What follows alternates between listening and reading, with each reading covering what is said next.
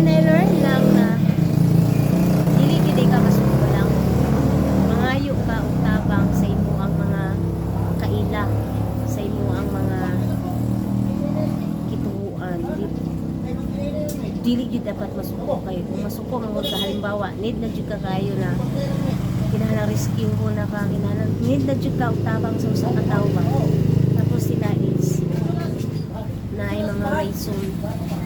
So the more kanilang mamugos, bisan pag mingon ka wala man bisan bisan na imagine ba nimo pwede ba ya kung buhaton gid nila. Pero mingon na sila na gikapoy sila, kapoy ilang lawas. Manita na laglain na pwede nimo subukan kay kung imo bitaw ng pugson daghan kay mga butang bisan asang topic. Halimbawa kung ikaw dako kang natabang niya, feeling lang nimo dako kang mas natabang kaysa iya ha, kaysa siya sa imo dito na dayon magkuan mga pamuy-puy, dito na dayon magpintahanay.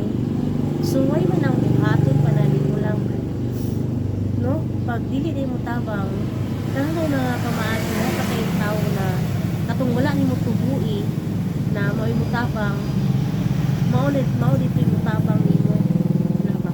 Mao dito yung maluoy nimo makasabot mo sa sitwasyon. Pero katoy mong gituhuan, dili jud ko ka angay masuko. Kay at least nahibalo na ka sa ilahang kasing-kasing sa imo Dili na ka at least nahibaw-an nimo. Ay kining tao lang mahibaw-an nimo ang tinuod ka sa imo ang isig ka tao, kung tinuod ka sa imo ang kaila. Sa panahon walang-wala siya. Sa panahon wala na jud siya, wala na siya wala siya kakayahan ng tabang nimo kay walang-wala ko siya dayon. Kana kung nanginahanglan kay siya kay sayang health, makapamalihog siya kay mintukar iyang ibati na sakit ba ulo gani kumain na niya tambal maulian ra. Pero kung dili gid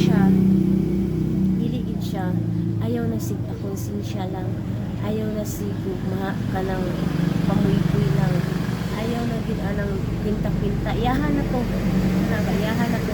as long na ako naluwas ka, as long na naintabang nimo na okay na ka, naulian na ka.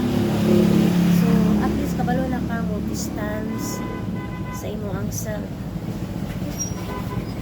kabalo na ka kung asa ra ka niya, kabalo na ka mo lugar niya, kabalo na ka na